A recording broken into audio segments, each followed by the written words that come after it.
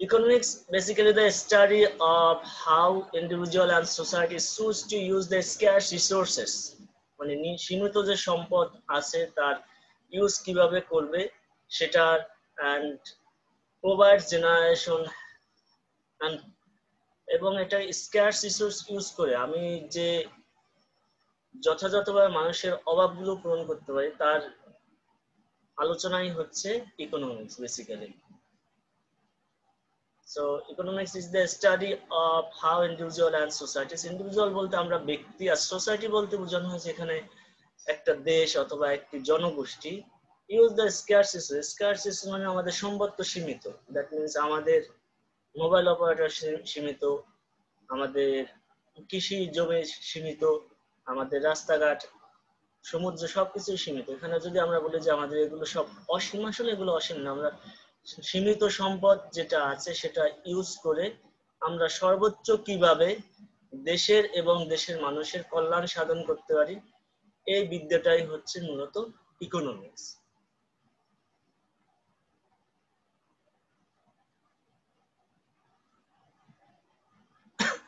এখন আপনার ইকোনমিক্সে স্টাডি করার ক্ষেত্রে আপনি যখন আপনাকে দেখতে হবে এখন যে সম্পদটা আছে সেটাকে আপনাকে ইউজ করতে হবে, এট দ্য সেম টাইম আপনাকে ভবিষ্যতের জন্য সম্পদ রেখে দিতে হবে, যেটাকে বলে সাস্টেইনেবল ডেভেলপমেন্টের একটা পূর্ব শর্ত।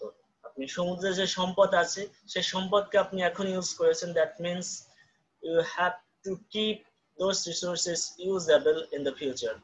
এখন ভবিষ্যতে যদি আপনি ইউজ করতে না পারেন আপনার নেক্সট জেনারেশনকে অনেক বেশি সাফার করতে হবে, এবং নেক্সট জেনারেশন যখন সাফার করবে then they will be exchange from the world. এটা হচ্ছে ইকোনমিক্সের মূল আলোচ্য ইস্যু। আলোচ্য ইস্যু হচ্ছে the study of how individual and societies, individual means ব্যক্তি অথবা কোনো প্রতিষ্ঠান, and societies means the country, choose to use or use scarce resources that society and nature have from present and from the past generation. That means আপনার একটা প্রতিষ্ঠান আছে যেটি পূর্বে ছিল, সেখান থেকে আপনি যে সম্পদ পেয়েছেন অথবা আপনার পৈতৃক সম্পত্তি থেকে যেটা পেয়েছেন এটা হচ্ছে আপনার পাস্ট জেনারেশন। আর বর্তমান বলতে what you have created.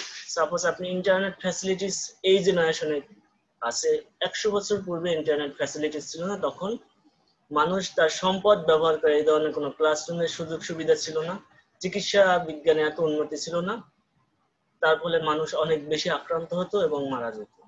এটা হচ্ছে আপনার স্কার্স রিসোর্স যেটা আছে সেটার উপস্থিতি থাকার কারণে। এখন স্কার্স রিসোর্স আপনার যেটা আছে সেটা বৃদ্ধি পেয়েছে, এই জন্য আপনি প্রেজেন্ট জেনারেশনে আপনি মানুষের কল্যাণে কাজ করতে পারেন।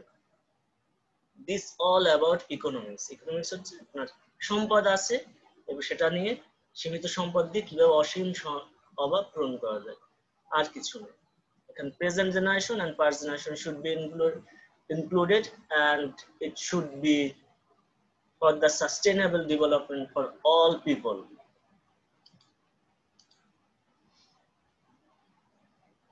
Then হচ্ছে আমাদের opportunity cost. What is opportunity cost or sacrifice cost? আমরা যদি বলি অপরচুনিটি, আপনাকে কোনো কাজ করার জন্য সুযোগ দেওয়া হয়েছে, দ্যাট মিনস আপনি ক্লাসে আছেন, আপনাকে বোর্ডে লেখার সুযোগ দেওয়া হয়েছে, that means you have to sacrifice staying in your seat. এটা হচ্ছে আপনার স্যাক্রিফাইস। অপরচুনিটি কস্ট মানে হচ্ছে আপনার স্যাক্রিফাইস কস্ট। কোনো একটি বস্তু পাওয়ার জন্য আপনাকে অন্য একটি বস্তু যে পাওয়ার ইচ্ছা সেটাকে যে ত্যাগ করতে হবে সেটাই হচ্ছে অপরচুনিটি কস্ট। এখানে ইকোনমিক্স এর ভাষায় একটা দ্রব্য উৎপাদনের জন্য অন্য একটি দ্রব্য উৎপাদনের সুযোগ হারানোকেই অপরচুনিটি কস্ট বলে। এখন একটা এক্সাম্পল যদি আমরা এখানে স্থাপন করি অপরচুনিটি কস্টের ক্ষেত্রে, সাপোজ আপনি আপনার একটা জমি আছে, সাপোজ আমরা নোয়াখালী বিজ্ঞান ও প্রযুক্তি বিশ্ববিদ্যালয়ের জমিটার কথাই চিন্তা করি, সেখানে আমরা ধান উৎপাদন করতে পারি।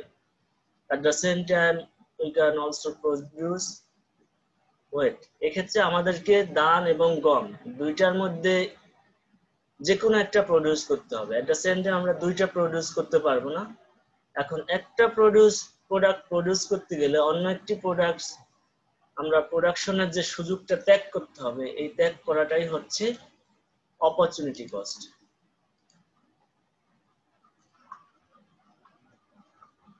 ক্লিয়ার বিষয়টা? অপরচুনিটি কস্ট হচ্ছে আপনি একটা দ্রব্য উৎপাদন করবেন, ওই দ্রব্য উৎপাদনের জন্য আপনি আপনার অন্য একটি উৎপাদনের সুযোগ যে হারাচ্ছেন, এটাই হচ্ছে আপনার অপরচুনিটি কস্ট। এখানে যদি আমরা একটা এক্সাম্পল হিসেবে স্থাপন করি,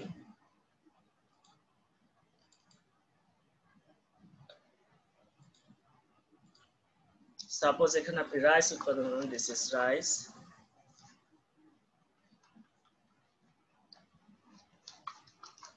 এটা হচ্ছে গম। আমরা এখানে সিরিয়াল নাম্বার লিখে দিই। রাইস এবং গম দুটি প্রোডাক্ট আমি আমার নির্ধারিত যে সম্পদ আছে সেটা ইউজ করে উৎপাদন করতে পারি। এখন যদি আমি আমার সব সম্পদ ইউজ করে, দ্যাট মিনস আমি এখানে ইনিশিয়ালি আমি প্রোডাক্ট প্রডিউস করব, আমার সব সম্পদ ইউজ করে রাইস প্রডিউস করব। দিস ইজ আমার option on. Serial on means option on. আমি যদি সব সম্পদ ইউজ করে রাইস প্রোডাক্ট প্রডিউস করি, সাপোজ আমি আমার যে পরিমাণ জমি আছে সেখানে 100 মেট্রিক টন রাইস উৎপাদন করতে পারবো। কিন্তু সব সম্পদ ইউজ করে যদি আমি রাইস উৎপাদন করি, then we have to sacrifice producing গম, ওয়েট অথবা গম, then 0 metric ton. This is our first option.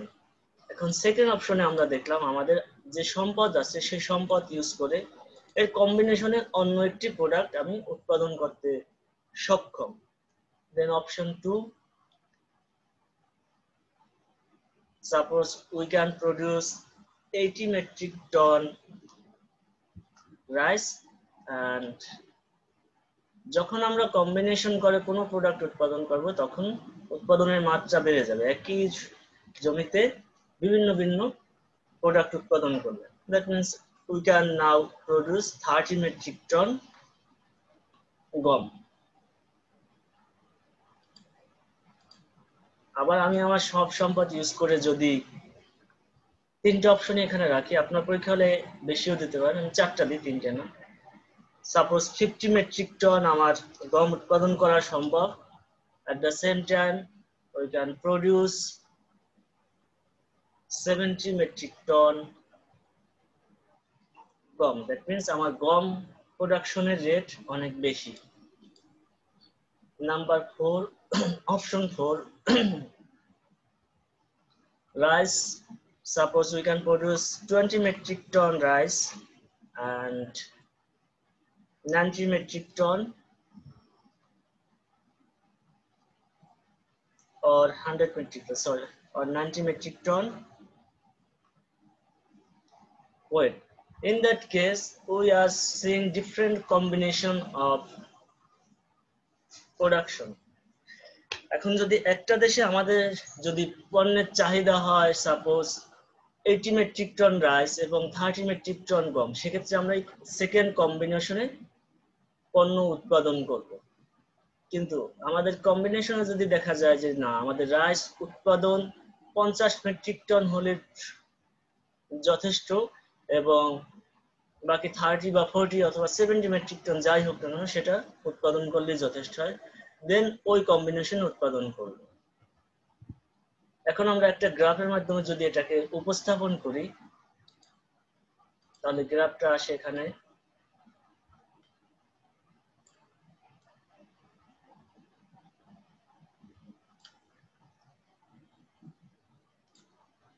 এটা হচ্ছে আমাদের টোটাল সম্পদ ইউজ করে যে পরিমাণ প্রোডাক্ট উৎপাদন করতে সক্ষম তার একটা রেখা। আমরা এই লাইনে স্থাপন করে দিলাম সাপোজ এখানে rice, and this horizontal line indicate weight. গম উৎপাদনের মাত্রা ইন্ডিকেট করতেছে horizontal line, and vertical line indicate করতেছে আমার রাইস উৎপাদন কি পরিমাণ হবে সেটা। আমি আমার সব সম্পদ ইউজ করে 100 মেট্রিক টন রাইস প্রোডাকশন করতে প্রস্তুত এন্ড সম্ভব, প্রস্তুত বা সম্ভব যাই বলি না কেন, 100 মেট্রিক টন। তাহলে আমার গম উৎপাদন হবে এখানে 0 মেট্রিক টন। 0 মেট্রিক টন গম উৎপাদিত হবে। এটা হচ্ছে আমার কম্বিনেশন 1। একইভাবে আমি যদি কম্বিনেশন 2 তে যাই, তাহলে এই পর্যায়ে আমার 80 মেট্রিক টন রাইস উৎপাদন করা সম্ভব। That means 80 metric ton rice and 30 metric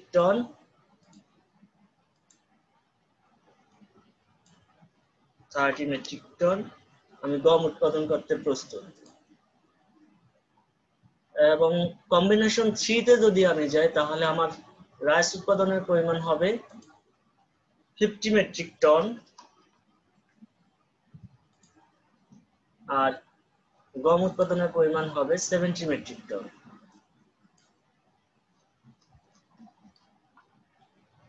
আবার কম্বিনেশন 4 এ যদি যাই, তাহলে আমাদের রাইস উৎপাদনের পরিমাণ হবে এখানে 20 মেট্রিক টন এবং গম উৎপাদনের পরিমাণ হবে 90 metric ton. These are all 4 combination. এই 4 কম্বিনেশনকে শো করার জন্য আমরা একটা রেখার মাধ্যমে 4 কম্বিনেশনকে শো করতে। This is point 1 a sorry on আছে যেহেতু আমরা অনে লিখি। আর এটা হচ্ছে আমাদের পয়েন্ট 2 ইন্ডিকেটর 2। এই পর্যায়ে যদি আমরা প্রোডাক্ট উৎপাদন করি, দেন আমাদের উৎপাদন হবে সেকেন্ড কম্বিনেশনে। আর এই পর্যায়ে আমরা উৎপাদন করলে আমরা থার্ড কম্বিনেশনে উৎপাদন করতে প্রস্তুত 50 metric ton and 70 metric ton. আর নাম্বার 4 এ যদি আমরা প্রোডাক্ট উৎপাদন করি, আমরা 20 মেট্রিক টন রাইস উৎপাদন করতে পারবো এবং 90 মেট্রিক টন আমরা গম উৎপাদন করতে পারবো। এক্ষেত্রে এটা হচ্ছে আমাদের CL2, দ্যাট মিন্স আমাদের কম্বিনেশন 2, এটা হচ্ছে কম্বিনেশন 3, এটা হচ্ছে কম্বিনেশন 4। 4 কম্বিনেশন আমরা প্রোডাক্ট উৎপাদন করতে এখানে সক্ষম। এখন প্রশ্ন হচ্ছে আমরা কেন এই 4 কম্বিনেশনে প্রোডাক্ট উৎপাদন করব? এই 4 কম্বিনেশনে উৎপাদনের কারণ হচ্ছে আমি যদি সব সম্পদ ইউজ করে 100 মেট্রিক টন শুধু রাইস উৎপাদন করি, আমার দেশের এক্সিস্টিং যে পিপল আছে তারা যদি এর থেকে বেশি পরিমাণ সম্পদ, দ্যাট মিন্স 100 মেট্রিক টন দানের পরে তারা যদি অন্য কোনো গমও ইউজ করতে চায়, তাহলে তারা গম ইউজ করা থেকে বঞ্চিত হয়। বাট আমার সম্পদ সীমিত থাকার কারণে 100 মেট্রিক টনের বেশি আমি রাইস উৎপাদন করতে পারবো না। এর জন্য আমাকে কম্বিনেশন দেখতে হবে।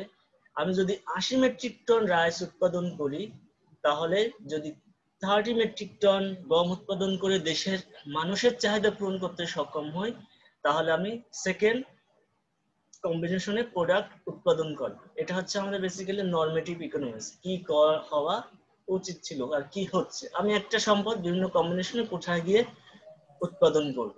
আবার কম্বিনেশন 3 তে যদি আমি প্রোডাক্ট উৎপাদন করি, দ্যাট মিন্স রাইস এবং গম, তাহলে 50 মেট্রিক টন আমি রাইস উৎপাদন করতে সক্ষম এবং 70 মেট্রিক টন গম উৎপাদন করতে সক্ষম। আবার কম্বিনেশন 4 এ গিয়ে যদি আমি একইভাবে স্যার এই রেখাটাকে কি বলে? বুঝি নাই, আবার বলেন। স্যার এই যে 1 2 3 4 এ যে একটা রেখা হইছে, এই রেখাটার নাম কি? এটা অপরচুনিটি কস্ট কার্ভ। জি স্যার, এই রেখাটা। আচ্ছা স্যার, জিজ্ঞাসা করবেন আপনারা কোনো কিছু, কোথাও কোনো কিছু মিসিং হলে আপনারা জিজ্ঞাসা করবেন। স্যার এই কম্পেয়ারটা করতেছি কি স্যার ডিসিশন মেকিং এর জন্য স্যার? হ্যাঁ, ডিসিশন মেকিং এর জন্য। আমরা আরো যখন ডিটেইলে আসব তখন আপনারা বিষয়টা বুঝবেন। প্রথমে আমরা বিষয়টা আসলে অপরচুনিটি কস্ট কি সেই বিষয়টা জানি এবং একটা কার্ভের মাধ্যমে কিভাবে শো করতে হয়। অপরচুনিটি কস্ট হচ্ছে আপনি যদি সেকেন্ড কম্বিনেশনে উৎপাদন করেন, এখানে আপনাকে কি স্যাক্রিফাইস করতে হচ্ছে। ফার্স্ট কম্বিনেশনে আপনি 100 মেট্রিক টন রাইস উৎপাদন করতেন, ক্লিয়ার? এখন উৎপাদন করছেন আপনি 20 মেট্রিক টন রাইস, আপনাকে স্যাক্রিফাইস করতে হচ্ছে 20 metric ton rice. 20 metric ton rice sacrifice করে আপনি উৎপাদন করতেছেন 20 মেট্রিক টন গম। Is it clear? আপনি যদি সেকেন্ড কম্বিনেশনে উৎপাদন করেন, কিন্তু এটা যদি না করে আপনি ফার্স্ট কম্বিনেশনে করেন, তাহলে আপনাকে গম উৎপাদনের সমস্ত সুযোগ স্যাক্রিফাইস করতে হবে। এটা হচ্ছে আপনার স্যাক্রিফাইস কস্ট অথবা অপরচুনিটি কস্ট। আবার যদি আপনি থার্ড কম্বিনেশন উৎপাদন করেন, একইভাবে ফার্স্ট কম্বিনেশনে উৎপাদন করলে আপনি 100 মেট্রিক টন রাইস উৎপাদন করতেন। আপনারা যখন কম্পারিজন করবেন, ইউ শুড কম্পেয়ার যে কোনো একটা অবস্থান থেকে, একটাকে কনস্ট্যান্ট ধরে, দ্যাট মিন্স আপনি কম্বিনেশন 1 এর সাথে কম্পেয়ার করবেন, 1 এর সাথে 2, 1 এর সাথে 3, 1 এর সাথে 4, এভাবে কম্পেয়ার করলে আপনি খুব ইজিলি এক্সপ্লেন করতে পারেন। আর যদি 1 এর সাথে 2, 2 এর সাথে 3, 3 এর সাথে 4, তখন আপনার এক্সপ্লেন করতে অনেক কঠিন হয়ে যাবে, তখন বিষয়টা অনেক কমপ্লেক্স হয়ে যাবে। এই কমপ্লেক্স সিচুয়েশন থেকে এড়ানোর জন্য আপনারা যখন কোনো কিছু কম্পেয়ার করবেন, যে কোনো একটার সাথে কম্পেয়ার করবেন। আবার যদি আমি কম্বিনেশন 1 এবং 3 তে যাই, 100 minus 50 metric ton, 50 metric ton, that means আমি 50 মেট্রিক টন উৎপাদন করতে সক্ষম, and I have to sacrifice 50 metric ton. এখানে আমি উৎপাদন করতে সক্ষম 70 metric ton, 50 metric ton sacrifice, and উৎপাদন করতে সক্ষম 70 মেট্রিক টন গম। এটা হচ্ছে আমার অর্জন, আর এটা হচ্ছে আমার স্যাক্রিফাইস। আর এক্ষেত্রে অর্জন হচ্ছে আমার 20 মেট্রিক টন আমার স্যাক্রিফাইস, আর অর্জন হচ্ছে 30 মেট্রিক টন গম। This is basically the opportunity cost. এখন এটা কেন করব আমরা, এটা কম্পারেটিভ যখন অ্যাডভান্টেজ দেখব তখন একটু সূক্ষ্ম করে ডিসকাস করে নেব। This is country one situation, অথবা আপনার সাইদের সিচুয়েশন। আমি এখানে ব্যক্তি পর্যায়েও হতে পারে, এটা রাষ্ট্রীয় পর্যায়েও হতে পারে। তাহলে আমরা একটা ব্যক্তি পর্যায়ে দেখি, আপনারা যেভাবে দেখেন সেটা হয়। রাষ্ট্রীয় পর্যায়ে যদি আপনারা ডিসকাস করেন, then it will be considered as macro economics. আর যদি ব্যক্তি পর্যায়ে চিন্তা করেন অথবা একটা কোম্পানির পর্যায়ে চিন্তা করেন, সেটা হচ্ছে মাইক্রো ইকোনমিক্স। মাইক্রো মানে ক্ষুদ্র। তাহলে আমরা এখানে সাইদ লিখে দিই, এটা হচ্ছে সাইদের প্রোডাকশন, সাইদের ফার্মের প্রোডাকশন এটা, দ্যাট মিন্স সাইদের ফার্মে এই কম্বিনেশনে প্রোডাক্ট উৎপাদন করা সম্ভব। এখন একইভাবে যদি আমরা প্রোডাক্ট উৎপাদন করি অন্য একজন ব্যক্তি, সাপোজ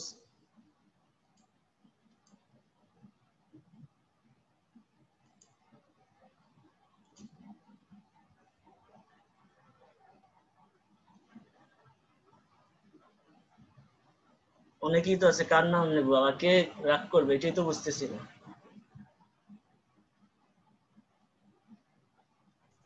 স্যার আপনার নাম লেখেন। না, আমার নাম নিচ্ছি না। আপনি এক্স ওয়াই জেড ধরে বলেন। আচ্ছা, আপনার নামই নেই। আপনার নাম কি? রামিসা। ক্লাস হচ্ছে স্টুডেন্টদের জন্য, স্টুডেন্ট নামই থাকবে।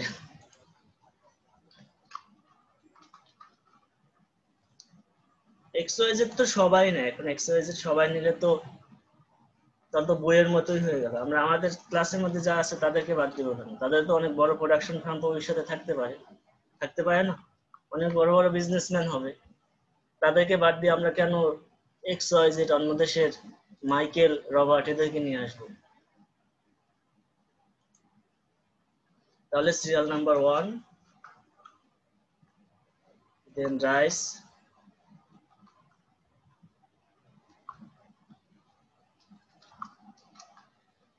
এটা হচ্ছে গম। এটা হচ্ছে আমাদের মূলত প্রোডাকশনের ফার্স্ট স্টেজ। এখন ওই ব্যক্তি সাইড যেরকম প্রোডাকশন করে, রামিসের ক্ষেত্রে সেরকম সম্ভব। আপনাদের ফার্স্ট ব্যাচেও তো একজন রামিসে আছে।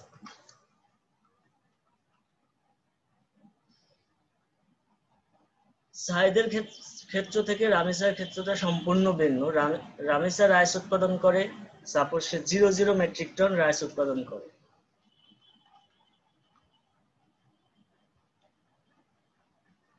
আর হোয়েট উৎপাদন করতে সক্ষম সে 120 মেট্রিক টন। কিন্তু তার দেশেও রাইসের চাহিদা বিদ্যমান রয়েছে। এখন সে সেকেন্ড কম্বিনেশনে যদি উৎপাদন করে, তাহলে সে সেকেন্ড কম্বিনেশনে সাপোজ 40 মেট্রিক টন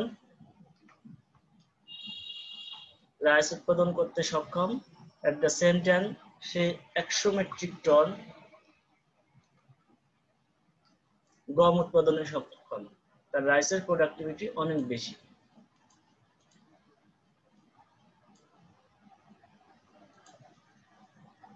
এখন সে যদি আবার কম্বিনেশন 3 তে যায়, কম্বিনেশন 3 কম্বিনেশন 3 তে গেলে সে আবার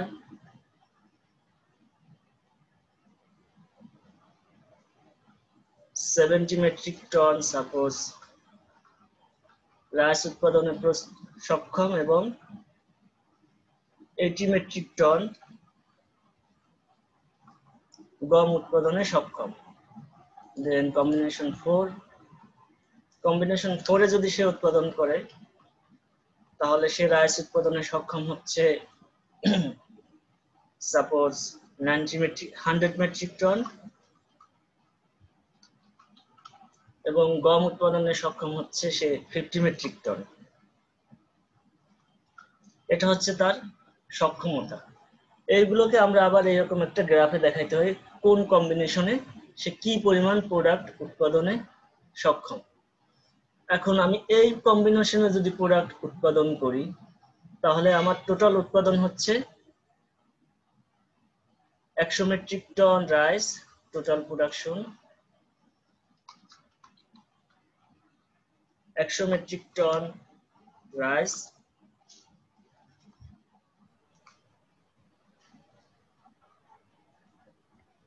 প্লাস 50 মেট্রিক টন গম, 150 মেট্রিক টন আমার টোটাল প্রোডাকশন।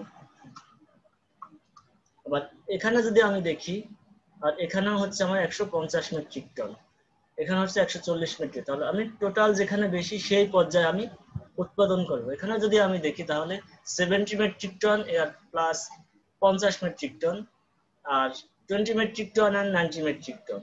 এখানে দেখা যাচ্ছে 3 কম্বিনেশনে আমার প্রোডাকশনের পরিমাণ বেশি। That means 120 metric ton. এখন সাইদের ফার্ম এবং রামিসার ফার্ম, সাইদের ফার্মের টোটাল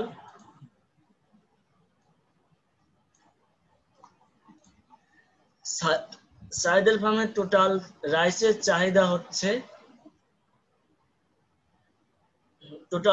চাহিদা হচ্ছে সাপোজ 70 মেট্রিক টন এবং সাইড ডিমান্ড 70 মেট্রিক টন। এটা হচ্ছে অ্যাজাম্পশন 70 মেট্রিক টন। এন্ড গমের চাহিদা হচ্ছে সাপোজ 70 মেট্রিক টন।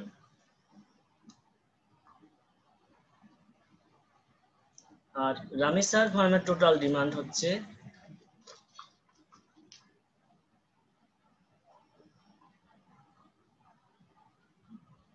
রাইসের চাহিদা হচ্ছে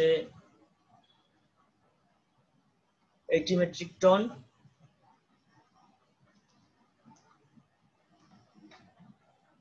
and গমের চাহিদা হচ্ছে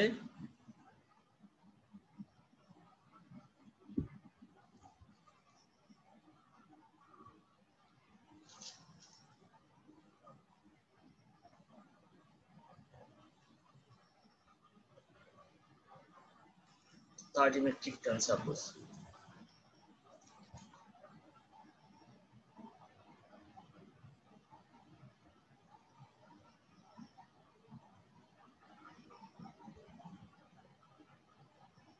মেট্রিক টন এখানে সাপোজ। এটা আমরা ফর্মুলা মিলানোর জন্য কম্বাইন করে দিলাম।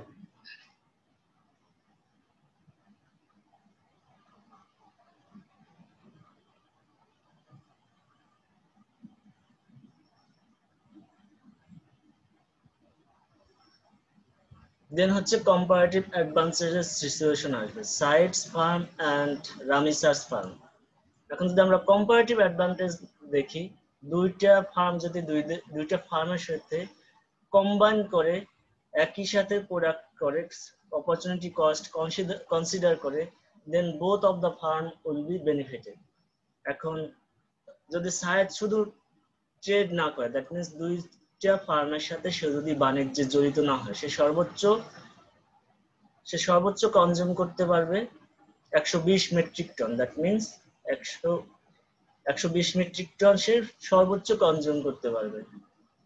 That means 50 metric ton rice এবং 70 মেট্রিক টন গম সে কনজিউম করতে হবে, বাকি সে বঞ্চিত হবে 20 মেট্রিক টন রাইস কনজাম্পশন থেকে। কিন্তু সে যদি ট্রেডের সাথে জড়িত হয়, রামিসার ফার্ম থেকে তার যে 20 মেট্রিক টনের চাহিদা রয়েছে সেটা সে ট্রেডের মাধ্যমে রামিসার ফার্ম থেকে নিয়ে সে কনজাম্পশন করতে পারে, সুতরাং টোটাল কনজাম্পশন তখন বেড়ে যাবে। তাহলে সাইদ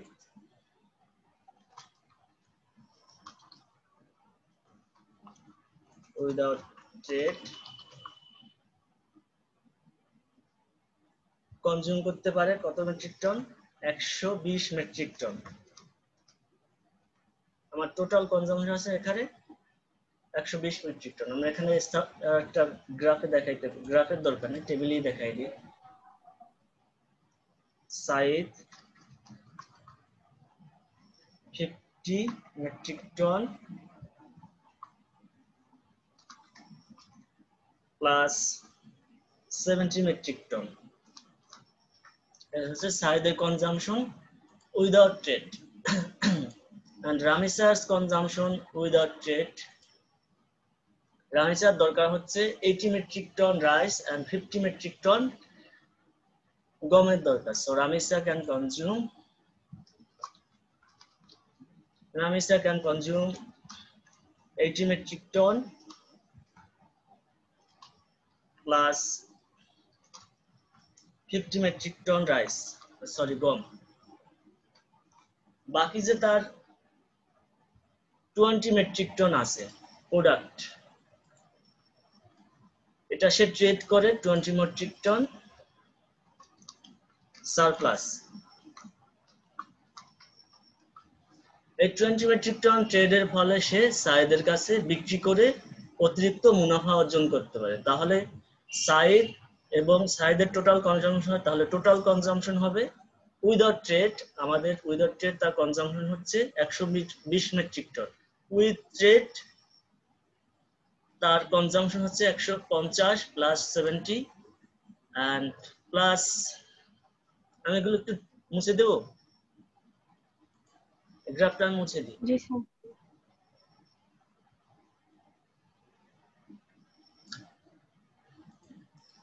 উইদাউট ট্রেড আমার ডিমান্ড হচ্ছে সাইদের 70 মেট্রিক টন ধান এবং 70 মেট্রিক টন গমের।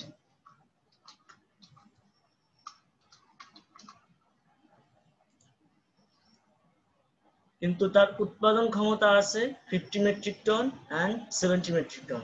so without trade he will consume, without trade consumption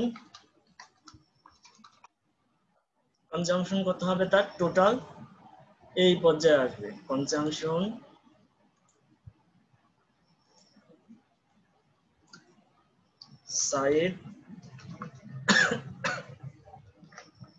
সাইদের কনজাম্পশন হবে 50 মেট্রিক টন রাইস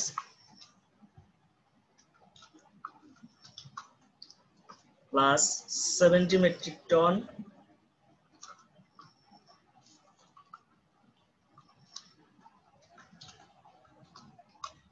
এটা হচ্ছে তার without consumption, without trade. Without trade তার টোটাল কনজাম্পশন আসবে 50 metric ton rice and 70 metric ton weight. কিন্তু যখন সে ট্রেডের সাথে জড়িত হবে with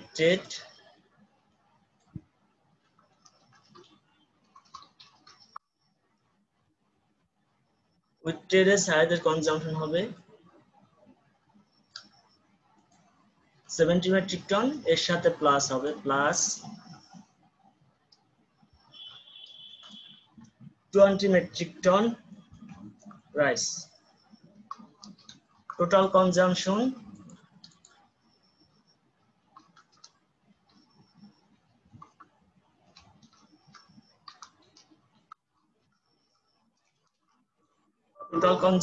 will be 70 metric ton rice and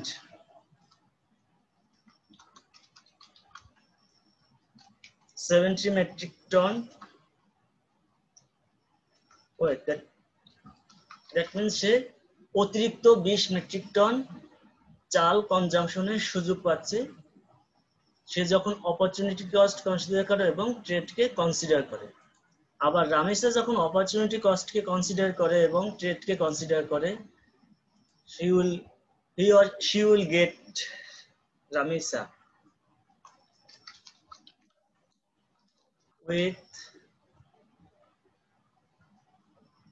trade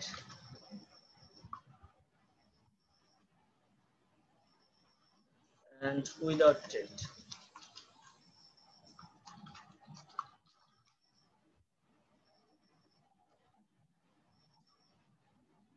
রামেসা যখন ট্রেডের সাথে জড়িত হবে তখন সে 20 metric ton 20 metric ton trade benefit পাবে। যখন সে ট্রেডের সাথে জড়িত হবে না 20 metric ton product will loss 20 metric ton will loss. So যখন আমি ট্রেড এবং অপরচুনিটি কস্ট কনসিডার করে প্রোডাকশনে যাব তখন একটা দেশ অথবা ওয়ার্ল্ড তার টোটাল প্রোডাকশন টোটাল কনজাম্পশন যখন আমি প্রোডাকশনে যাব world consumption when we consider opportunity cost আমি সংক্ষেপে লিখি OP and trade then we consume extra 20 units or 20 metric ton rice আর যখন এটা কনসিডার করব না দেন 20 মেট্রিক টন থেকে আমরা বঞ্চিত হব। এটা হচ্ছে অপরচুনিটি কস্টের কনসিডার করার মূল কারণ। অপরচুনিটি কস্ট হচ্ছে আমি একটা দ্রব্য উৎপাদন করতে গিয়ে আরেকটি দ্রব্য উৎপাদনে কতটুকু সুবিধা হারাচ্ছে এটা হচ্ছে মূল অপরচুনিটি। এখন কেন করব? ট্রেড সারপ্লাস ক্রিয়েট করার জন্য এবং ওয়ার্ল্ডের কনজাম্পশন বৃদ্ধি করার জন্য আমি অপরচুনিটি কস্ট কনসিডার করব এবং ট্রেডকে কনসিডার করব। স্যার সেক্ষেত্রে আমরা ডিমান্ড কি কায়দায় সেট করব? যেমন স্যার এখানে 70 স্যার 70%, সেক্ষেত্রে আমরা ডিমান্ড কিভাবে সেট করব স্যার? ডিমান্ড কিভাবে চেক করব? জি স্যার। ডিমান্ডটা হচ্ছে এখানে আমাদের অ্যাজাম্পশন করা একটা ডিমান্ড। এখানে আমরা যে রাইসের প্রাইস রাইসের পরিমাণ তারপর গমের পরিমাণ এটা তো আমরা অ্যাজাম্পশন করে নিয়েছি। আমরা নির্ধারিত সম্পদ ইউজ করে 100 মেট্রিক টন রাইস উৎপাদন করতে পারবো অথবা 0 মেট্রিক টন গম উৎপাদন। কিন্তু কম্বিনেশন করে যদি আমরা উৎপাদন করি বিভিন্ন পর্যায়ে আমরা উৎপাদন করতে সক্ষম। কিন্তু একটা দেশে আমার মোট গমের চাহিদা হচ্ছে 70 মেট্রিক টন এবং ধানের চাহিদা হচ্ছে 70 মেট্রিক টন। এখন তো সব সম্পদ ইউজ করে ধান প্রডিউস করি এবং গম প্রডিউস না করি, ধান সারপ্লাস হয়ে যাবে, আবার গমের কনজাম্পশন থেকে মানুষ বঞ্চিত হবে। সুতরাং আমাকে কনজিউম করতে হবে আমার অপটিমাম লেভেল 70। ডিমান্ডটা কি কোশ্চেনে দেওয়া থাকবে? জি এটাই স্যার। না ডিমান্ডটা এগুলো আপনাদের যখন বলা হবে যে আপনারা কি করবেন, অপরচুনিটি কস্ট কেন দরকার এবং ট্রেড কেন দরকার, সবকিছু আপনাদের অ্যাজাম্পশন, সবই অ্যাজাম্পশন, জাস্ট লজিক আপনাকে ঠিক রাখতে হবে।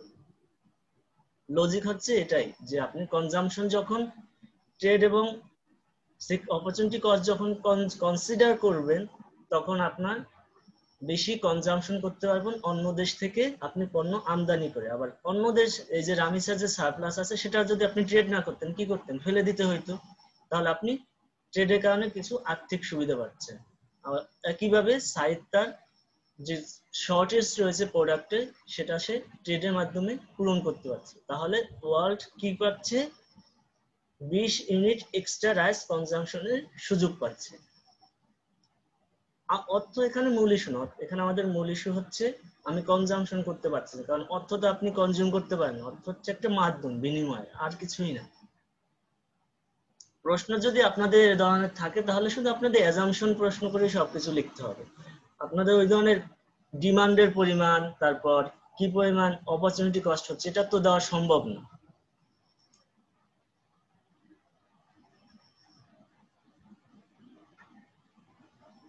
একজন বলছে ডিমান্ড দেওয়া থাকবে না, ডিমান্ড দেওয়া থাকবে না।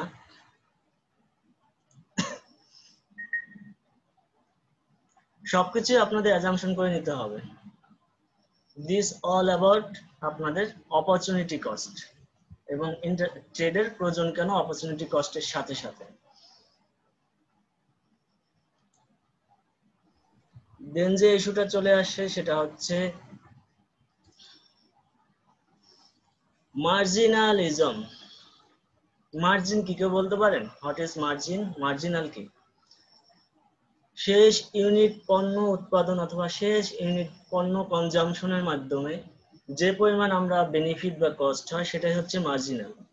মার্জিনালিজম হচ্ছে একটা দেশ অথবা একটি ফার্ম তার নির্দিষ্ট যে সম্পদ রয়েছে সেই সম্পদের সাথে আরেকটি এক্সট্রা ইউনিট সম্পদ ইউজ করে পণ্য উৎপাদন করলে তার যে পরিমাণ এক্সট্রা কস্ট হয় এবং কি যে পরিমাণ এক্সট্রা বেনিফিট পায় তার স্টাডি হচ্ছে মার্জিনালিজম। আমি আবার বলতেছি, মার্জিনালিজম হচ্ছে একটা দেশ অথবা একটা ফার্ম তার যে নির্ধারিত সম্পদ রয়েছে, ফিক্সড অর লিমিটেড রিসোর্সেস, এর সাথে অন্য কোনো সম্পদ অ্যাড করে কোনো পণ্য উৎপাদন করলে তার যে এক্সট্রা কস্ট হয় এবং এক্সট্রা বেনিফিট পায় তার স্টাডি হচ্ছে মার্জিনালিজম। দ্যাট মিনস আপনার প্রতিষ্ঠানে 100 মেট্রিক টন অথবা আপনার জমিতে 100 মেট্রিক টন আপনি রাইস উৎপাদন করতে সক্ষম। এখন আপনি আপনার পাশের গ্রামের অন্য একটি জমি লিজ নিয়েছেন। লিজ নেওয়ার ফলে আপনি যে পরিমাণ কস্ট হয়েছে এবং যে পরিমাণ ধান উৎপাদিত হয়েছে তার যে কম্পারিজন, এই কম্পারিজন হচ্ছে মার্জিনালিজম। যদি কম্পারিজনে আপনি বেনিফিট পেয়ে থাকেন then you should continue production, আর আপনি যদি বেনিফিট না পেয়ে থাকেন তাহলে you should stop producing product. Marginalism কি ক্লিয়ার সবার? আপনি একটা এক্সট্রা টাকা নিয়েছেন, মাল আপনার জমির কথা বাদ দেন, আপনি একজন ব্যবসায়ী, ব্যাংক থেকে একটা এক্সট্রা টাকা নিয়েছেন, এক্সট্রা টাকা নিয়ে আপনি একটা প্রোডাক্ট উৎপাদন করলে যে পরিমাণ আপনার খরচ হয়েছে, খরচ আমি এখানে বলাই আছে 1 টাকা খরচ হয়েছে, আর যে পরিমাণ আপনি বেনিফিট পাবেন প্রোডাক্টটা বিক্রি করে তার যে কম্পারিজন আর রিলেশন এটাই হচ্ছে marginalism. Is it clear? Sir আবার একটু বলেন। মার্জিনালিজম হচ্ছে আপনি একটা প্রোডাক্ট উৎপাদন করবেন, সাপোজ আপনার প্রোডাক্ট যে পরিমাণ উৎপাদিত আছে, সাপোজ 10 ইউনিট আপনি প্রোডাক্ট উৎপাদন করেন, এর সাথে আরো একটা এক্সট্রা ইউনিট পণ্য উৎপাদন করতে চাচ্ছেন। এই একটা এক্সট্রা ইউনিট পণ্য উৎপাদনের জন্য আপনার যে পরিমাণ কস্ট হবে, সাপোজ আপনি একটা 10টা ইউনিট উৎপাদনের জন্য আপনার 100 টাকা খরচ হচ্ছে, পরবর্তী আরো একটা ইউনিট উৎপাদন করতে আপনি চাচ্ছেন, সেই উৎপাদনের জন্য আপনার যে কস্ট এবং সেই কস্ট হওয়ার সাথে একটা পণ্য উৎপাদন করে যে পরিমাণ বেনিফিট পাচ্ছেন তার যে স্টাডি, দ্যাট মিনস তার যে গবেষণা, সেটাই হচ্ছে মার্জিনালিজম। এক্সাম্পল দিতে হবে? না স্যার বুঝছি। বুঝলে ফাইন, এক্সাম্পল দেওয়া লাগলেও দেওয়া যেত, nothing problem. Micro economics and macro economics. Micro কি? মাইক্রো মিনস হচ্ছে ছোট, ক্ষুদ্র। ইকোনমিক্স এর যে অংশ, ইকোনমিক্স এর ক্ষুদ্র একটা অংশ নিয়ে ডিসকাস করে, যেমন ব্যক্তি পর্যায়ে অথবা যে কোনো একটা প্রতিষ্ঠান নিয়ে ডিসকাস করে, সেটা হচ্ছে মাইক্রো ইকোনমিক্স। আর ম্যাক্রো হচ্ছে ব্রড আকারের, ওয়ার্ল্ড ইকোনমি অথবা একটা দেশের ইকোনমি নিয়ে যখন ডিসকাস করা হয়, this is called macro economics. Micro বলতে বোঝানো হয় আপনার ব্যক্তিগত ইনকাম, ম্যাক্রো বলতে বোঝানো হয় আপনাদের ক্লাসের সকলের ইনকাম। মাইক্রো বলতে বোঝানো হয় আপনার নিজের খরচ, আর ম্যাক্রো বলতে বোঝানো আপনাদের ক্লাসের সকলের খরচটাই হচ্ছে ম্যাক্রো। এখন প্রোডাকশন লেভেলে বলা হয় ম্যাক্রো ইকোনমিক্স হচ্ছে একটা প্রতিষ্ঠানের যে পরিমাণ প্রোডাক্ট উৎপাদিত হয় সেই প্রোডাক্ট উৎপাদনকেই বলা হয় macro level, micro economic production level. এখন একটা ফার্মের উৎপাদন কথা যদি আমরা বাদ দিয়ে যদি সকল ফার্মের উৎপাদনকে নিয়ে যে স্টাডি করা হয় সেটা হচ্ছে ম্যাক্রো ইকোনমিক্স। ম্যাক্রো হচ্ছে একটা ফার্ম and ম্যাক্রো হচ্ছে সকল ফার্মের উৎপাদন নিয়ে যা ডিসকাস করা হয় সেটা হচ্ছে ম্যাক্রো ইকোনমিক্স। এখন অন্য কথায় আমরা বলতে পারি মাইক্রো ইকোনমিক্স হচ্ছে একটা ফার্মে যে পরিমাণ প্রোডাক্ট উৎপাদিত হয়েছে সেটা হচ্ছে আমাদের মাইক্রো, আর সবগুলো ফার্মে যে পরিমাণ প্রোডাক্ট উৎপাদিত হয়েছে সেটা হচ্ছে ম্যাক্রো। সাপোজ আপনার ফার্মে উৎপাদিত হয়েছে 100 মেট্রিক টন রাইস, তাহলে এটা হচ্ছে আপনার মাইক্রো ইকোনমিক্স।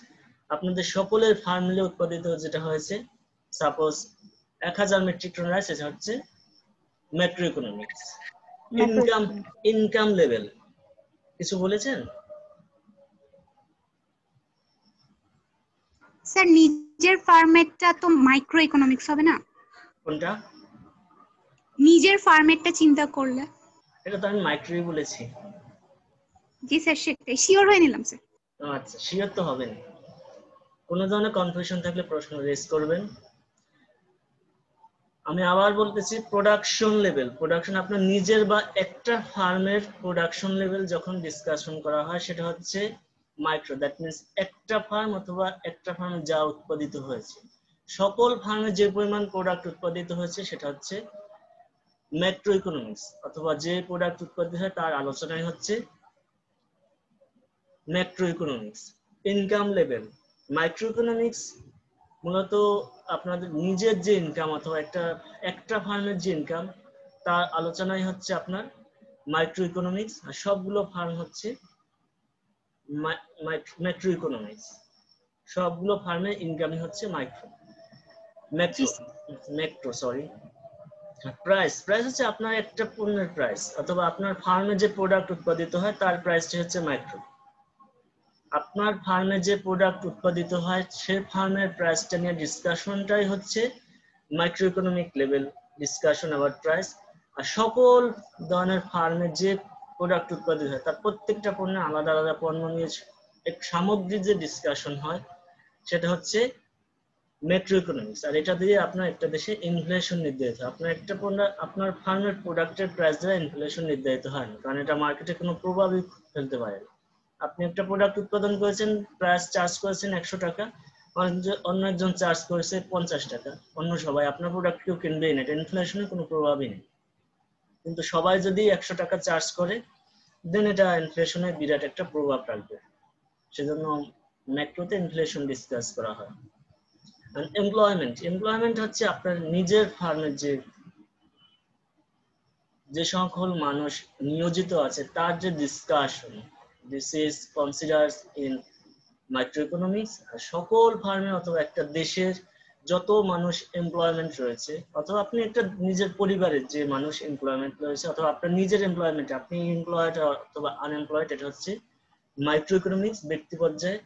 আর একটা পরিবার না, একটা দেশের সামগ্রিক যে জনসংখ্যার যে অংশ এমপ্লয়েড রয়েছে সেটা ডিসকাশন হচ্ছে ম্যাক্রো ইকোনমিক্স।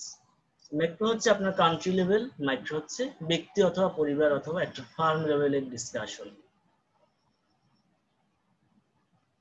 এতটুকু ক্লিয়ার সবার? মাইক্রো আর ম্যাক্রো। আচ্ছা স্যার, এই উপাদানগুলো মানে কি বোঝায় মনে হচ্ছে? মাইক্রো ইকোনমিক্স আর ম্যাক্রো ইকোনমিক্স এর এটা হচ্ছে টপিক অফ ডিসকাশন। আমাদের একটা পয়েন্ট থাকে না, সবকিছু আমরা কি বিষয় নিয়ে আমরা আসলে কম্পেয়ার করব দুইটার সাথে। প্রোডাকশন এখানে কম্পেয়ার, এখানে বিষয়টা হচ্ছে সেরকম কম্পেয়ার করছি যে মাইক্রো এবং ম্যাক্রোর সাথে যে কম্পেয়ার করছি কোন কোন বিষয়ে কম্প্যারিজনটা হওয়া উচিত।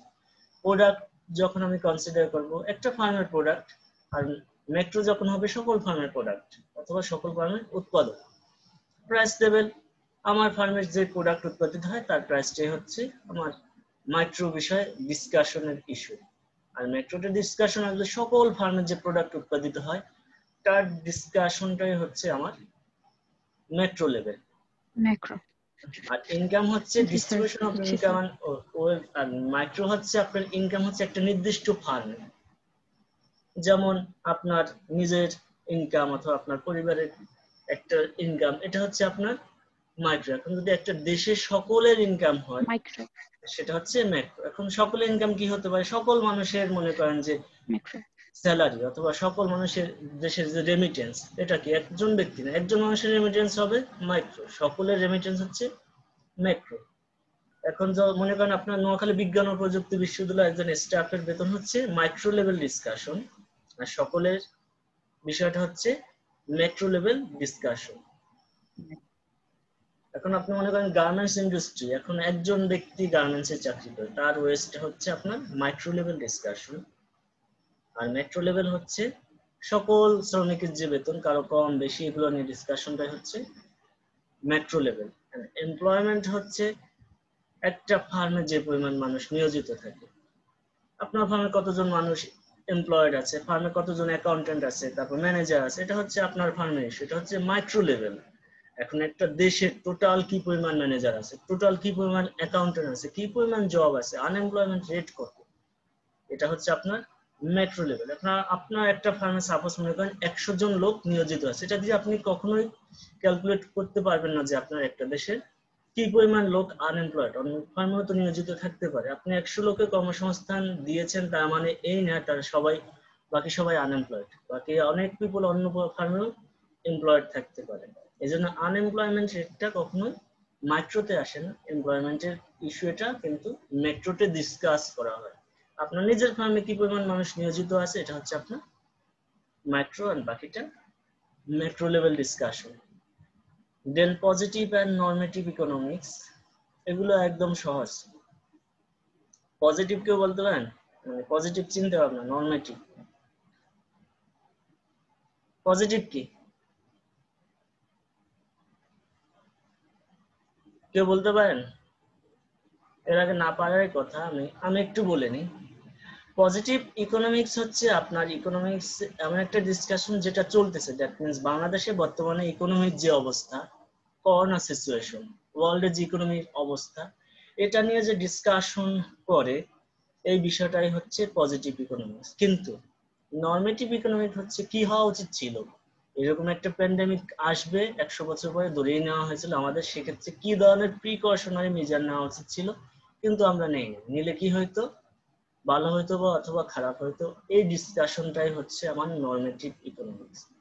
পজিটিভ ইকোনমিক্স হচ্ছে, আমি আরেকটু সহজ করে বলি, পজিটিভ ইকোনমিক্স হচ্ছে ইকোনমি যেভাবে চলতেছে সেভাবেই চলতে দাও, দ্যাট মিনস স্রোতের পানি যাচ্ছে যেদিকে যেতে দাও, ওকে বাধা দিও না। আর নরমেটিভ ইকোনমিক্স হচ্ছে স্রোতের পানি যেদিকে যাচ্ছে বাধা দাও, যদি বাধা দাও তাহলে তোমার নদীতে, তোমার জমিতে পানি যাবে, তুমি কৃষি কাজ করতে পারবা। দ্যাট মিনস তোমাকে নতুন করে পলিসি নিতে হবে, এটা হচ্ছে নরমেটিভ ইকোনমিক্স ডিসকাশনের ইস্যু। আর পজিটিভ ইকোনমিক্স হচ্ছে কোনো ধরনের পলিসির দরকার নেই, মানুষ কৃষি কাজ করতেছে, দোকানপাট করতেছে, ব্যবসা করতেছে, যেভাবে খাচ্ছে খেতে থাকুক, ইকোনমি যেভাবে চলতে থাকুক। কিন্তু নরমেটিভ ইকোনমিক্স এই বিষয়টাকে ইগনোর করে তারা বলতেছে ইকোনমিক উন্নয়নের জন্য কিছু কিছু পলিসি মেজারমেন্ট করা দরকার। যেমন পানি আমার চলে যাচ্ছে নদী দিয়ে, এখানে বাধা দিতে হবে, তাহলে আমার জমিতে পানি আসবে, then we can produce some product. এটা হচ্ছে আপনার নরমেটিভ ইকোনমিক্স। কিছু পলিসি করতে হবে, পলিসি অনুসারে কাজ করতে হবে। এই হচ্ছে আমার নরমেটিভ এন্ড পজিটিভ ইকোনমিক্স এর পার্থক্য। এটা কি ক্লিয়ার সবার কাছে? Positive and নরমেটিভ। পজিটিভ হচ্ছে যেটা হচ্ছে, মানে এখন করোনা চলতেছে, ক্লাস করার দরকার নাই। এই যে আপনাদের এখন অনলাইনে ক্লাস হচ্ছে, যেরকম চলতেছে চলুক, ক্লাস নেওয়ার দরকার নেই। এখন সরকার বলতেছে না, ক্লাস তো কোনোভাবে কন্টিনিউ করা দরকার, কারণ অনেকদিন কোনো কিছু যদি কন্টিনিউ না থাকে তখন তার ভিতরে অলসতা আসবে, মানুষ অনেক কিছু ভুলে যাবে। তার কিছু কন্টিনিউ চর্চা থাকা দরকার, এই জন্য অনলাইন ক্লাসের সিস্টেম চালু করেছে, ওয়ার্ল্ডে এটা চলতেছে। আবার কিছু কিছু ইকোনমিক সেক্টরের কার্যাবলী অলরেডি শুরু হয়েছে ব্যাপক আকারে। এটা হচ্ছে পলিসি চেঞ্জ করে করা হচ্ছে, আগে যেরকম ছিল সেরকম পলিসিটাকে পরিবর্তন করে সামাজিক দূরত্ব বা হেলথ সিস্টেমটা মেনটেন করে করা হচ্ছে। এটা হচ্ছে আপনার নরমেটিভ। Is it clear? জি স্যার। জি স্যার। জি স্যার। আপনাদের জিয়া স্যার তো ক্লাস নেবে না? না, আপনাদের জিয়া স্যার ক্লাস নিচ্ছে না। জিয়া স্যার শুধু ক্লাস নেবে সিনিয়রদের। স্যার সে দেশে আসছে না স্যার? হ্যাঁ, সে দেশে আসছে।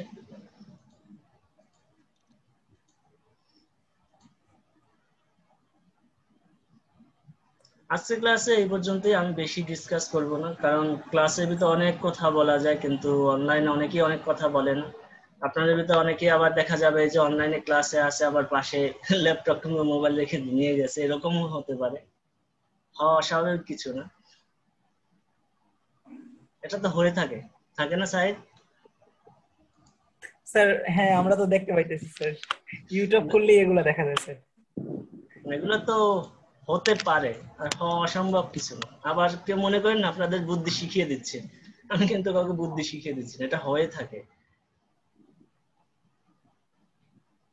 কারণ ক্লাসের ভিতরে অনেকে অনেক প্রশ্ন করে, এখন আপনি যদি অ্যাটেনশন 100% দিয়ে থাকেন দেখবেন মাঝে মাঝে অনেক কিছু আনইজি লাগে, সেটা আপনি কভার করতে পারবেন। আবার যদি আপনি চলে যান না এটা কভার করার দরকার নেই, তাহলে তো হবে না। আর আপনাদের ইকোনমিক্সে অনেক ইজি আছে, আপনার যদি কঠিন করে নেন তাহলে কঠিন, নইলে অনেক সহজ। ইকোনমিক্সের মূল ইস্যু হচ্ছে limited resources and unlimited demand or want. Needs, demand and want আপনাদের ইন্ট্রোডাকশন টু বিজনেসে মেবি কমপ্লিট করা হয়েছিল। কেউ একজন বলতে পারেন নিড কি, ডিমান্ড কি, ওয়ান্টস কি? কোনটা আগে আসে? Wants, demands and need. Need আগে আসে, আর মানুষের প্রয়োজনীয়তা ফার্স্ট। নিড আগে আসে, ওয়ান্ট কি, তারপর স্যার মানুষ আর চায়। ডিমান্ড কি?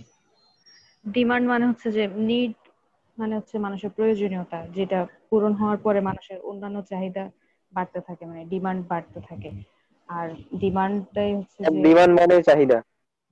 হ্যাঁ, চাহিদা তো বুঝলাম। স্যার মানুষের যা প্রয়োজন ওটা হচ্ছে নিড, আর ওই নিডটা যেটা চাই সেটা হচ্ছে want.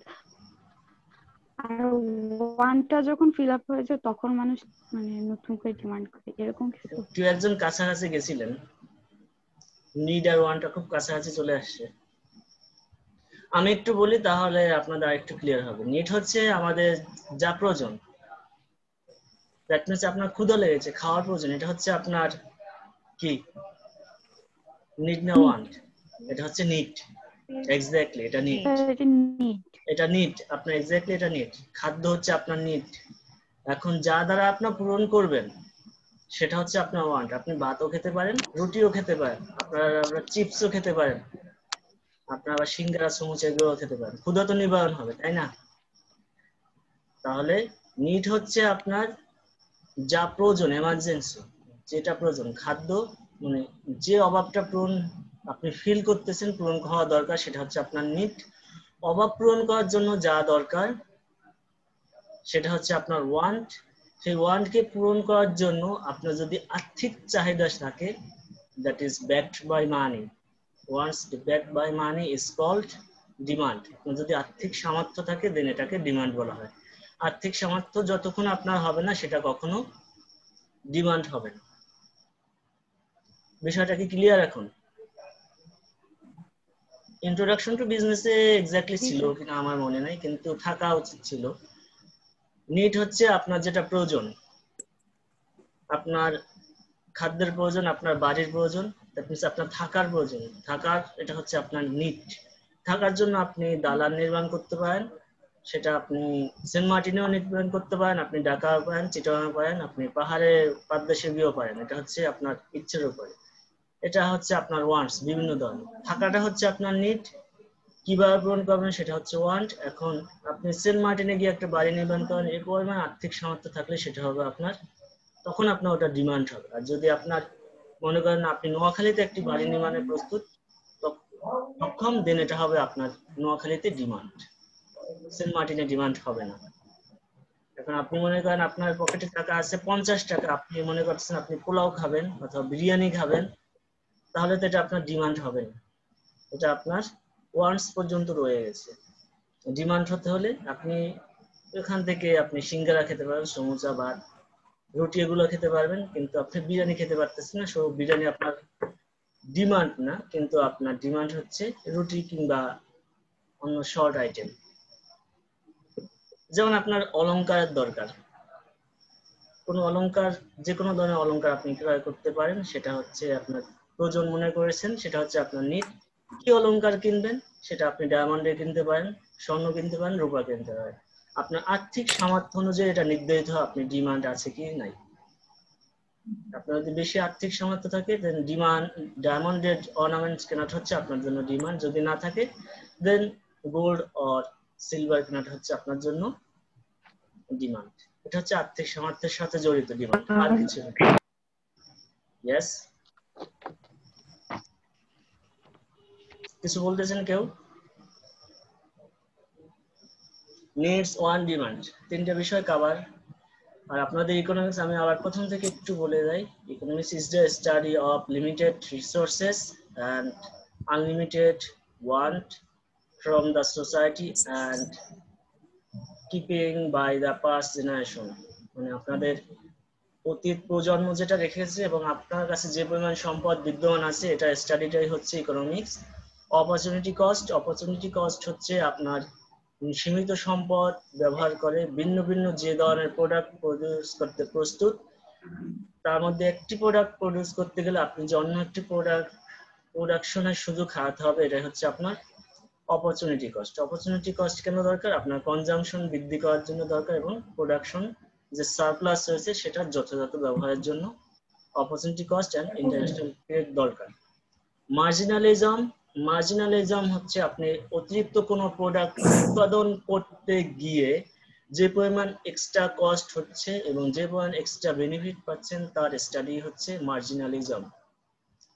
মাইক্রোইকোনমিক্স and macroeconomics, there are 4 different point of discussion. Production level, এটা হচ্ছে আপনার ব্যক্তি পর্যায়ে ডিসকাস করে মাইক্রোইকোনমিক্স। ম্যাক্রো হচ্ছে আপনার কান্ট্রি লেভেল ডিসকাস করে। মাইক্রো ইনকাম লেভেল ডিসকাস করে আপনার ব্যক্তিগত ইনকাম, ব্যক্তিগত স্যালারি, ব্যক্তিগত ওয়েজেস, এভরিথিং। আর ম্যাক্রো ডিসকাস করে আপনার একটা ফ্যামিলি অথবা একটা দেশ অথবা টোটাল দেশের যে ওয়েজ আর্নার আছে তাদের ইনকাম নিয়ে। প্রাইস, মাইক্রোইকোনমিক প্রাইস ডিসকাশন করে আপনার একটা পণ্যের প্রাইস নিয়ে অথবা আপনার একটা ফার্মের যে প্রোডাক্ট উৎপাদিত হয় তার প্রাইস নিয়ে। কিন্তু ম্যাক্রো ডিসকাস করে একটা দেশের যত প্রোডাক্ট রয়েছে তার প্রাইস নিয়ে ডিসকাশন করে থাকে। এমপ্লয়মেন্ট, মাইক্রোইকোনমিক্স ডিসকাশন হচ্ছে আপনার ফার্মে যে পরিমাণ মানুষ নিয়োজিত আছে কর্মে, তাদের নিয়োগের হার এবং তারা কি কি কাজে নিয়োজিত, এগুলোই হচ্ছে মাইক্রো ডিসকাশনের ইস্যু। ম্যাক্রো ডিসকাশনের ইস্যু হচ্ছে আপনার একটা দেশে কি পরিমাণ জনসংখ্যা কর্মে নিয়োজিত আছে, কি পরিমাণ নিয়োজিত নেই, তার পরিমাণটাই হচ্ছে ম্যাক্রোইকোনমিক্স। এখানে আপনি একটা দেশের জনসংখ্যার একটা প্রফেশন কাউন্ট করতে পারেন, টিচার কি পরিমাণ নিয়োজিত সেটা আপনার macro, accountant, manager, executive, everything is macro. কিন্তু আপনি যদি একটা ফার্মের কথা চিন্তা করেন, সাপোজ নোয়াখালী বিজ্ঞান ও প্রযুক্তি বিশ্ববিদ্যালয়, এটা মাইক্রো লেভেল ডিসকাশনের issue. Then method of economics, একটা হচ্ছে পজিটিভ আর একটা হচ্ছে নরমেটিভ। পজিটিভ ইকোনমিক্স ডিসকাস করে হচ্ছে আপনার ইকোনমিক্স যেভাবে রয়েছে সেভাবে চলতে থাকে। দ্যাট মিনস স্রোত যেদিকে যাচ্ছে আমরা যেতে দিই, এতে বাধা না দেওয়াটাই হচ্ছে উত্তম। এটা হচ্ছে আমার পজিটিভ ইকোনমিক্স। কিন্তু পজিটিভ ইকোনমিক্স আপনি ফলো করলে ওয়ার্ল্ডের উন্নয়ন সম্ভব নয়। নরমেটিভ ইকোনমিক্স হচ্ছে আপনি উন্নয়নের জন্য কোন ধরনের পলিসি মেজার করা। যেমন আমি বলেছিলাম নদীতে বাধা দিতে হবে, নইলে আপনার জমিতে ধান উৎপাদন করা সম্ভব নয়, কারণ পানি আসবে না। সেরকম নরমেটিভ ইকোনমিক্স হচ্ছে আপনার দেশের অবস্থান অনুযায়ী পলিসি মেজার করা, মানি সাপ্লাই করা, ইনফ্লেশন কন্ট্রোল করা, ইন্টারেস্ট রেট কন্ট্রোল করা, ইনসেন্টিভ প্রদান করা যাতে প্রোডাক্টিভ অ্যাক্টিভিটিস সম্পাদিত হয়। This is normative economics. আর পজিটিভ ইকোনমিক্স হচ্ছে কোনো ধরনের প্রণোদনা বা কোনো economics activities, central banking, nothing should be conducted. এটা হচ্ছে আপনার পজিটিভ ইকোনমিক্স। দেন বলেছিলাম needs, wants and demand. Need হচ্ছে আপনার যা প্রয়োজন, দ্যাট মিনস আপনার অভাব প্রয়োজন কোন ধরনের, খাদ্যের অভাব প্রয়োজন, বাসস্থানের অভাব প্রয়োজন। খাদ্যের অভাব পূরণের জন্য বিভিন্ন ধরনের খাদ্য থাকতে পারে, রুটি থাকতে পারে, ভাত থাকতে পারে, বিরিয়ানি থাকতে পারে, যাই খাবেন না যেভাবে পূরণ করেন না কেন সেটা হচ্ছে আপনার ওয়ান্ট। কিন্তু ওয়ান্ট হলে আপনার ডিমান্ড হবে না, কারণ সেটাকে আপনার আর্থিক সামর্থ্য থাকতে হবে। যে পরিমাণ সামর্থ্য আছে সেই পরিমাণ সামর্থ্য দ্বারা ক্রয় করা হচ্ছে আপনার demand. Is all about our class, এর বাইরে অন্য কিছু নেই। কারো কোনো প্রশ্ন থাকলে আপনারা জিজ্ঞাসা করতে পারেন with this topic।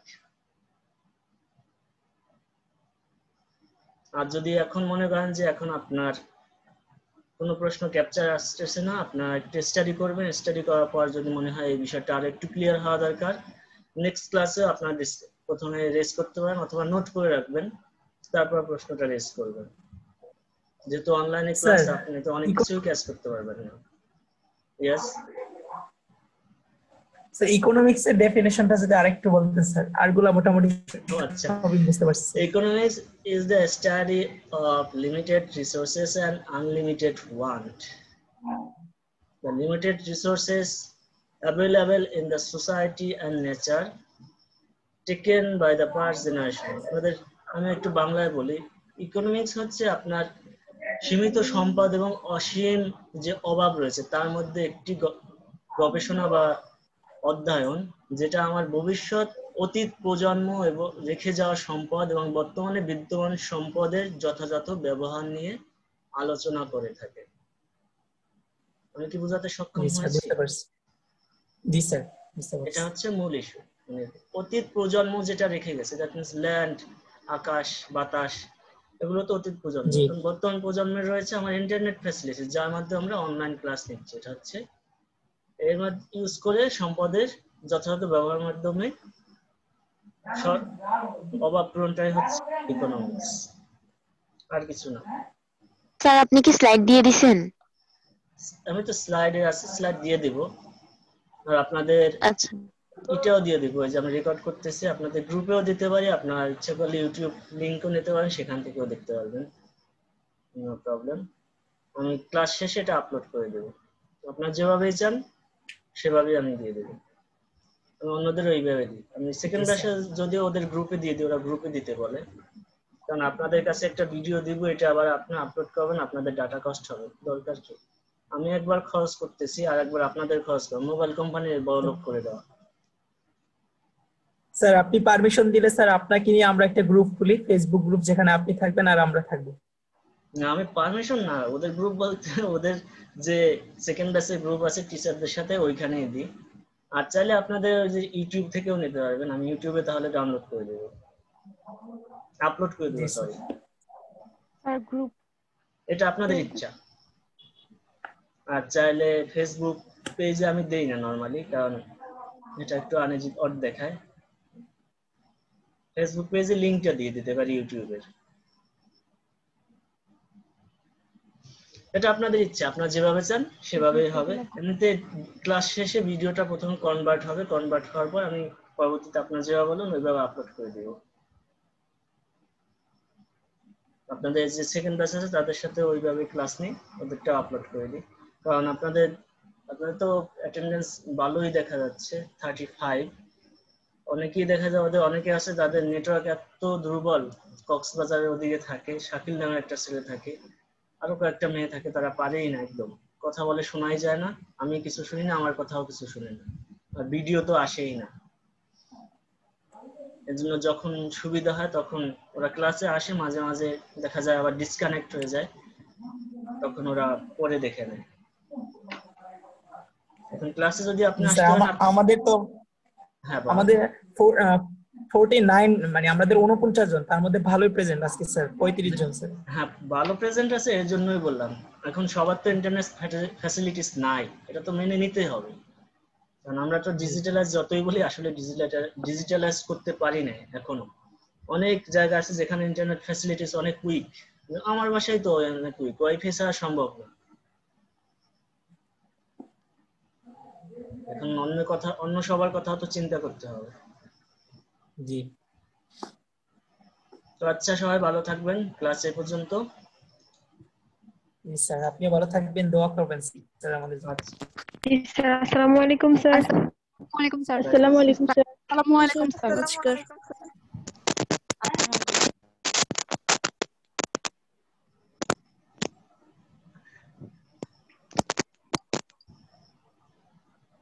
আসসালামু আলাইকুম স্যার।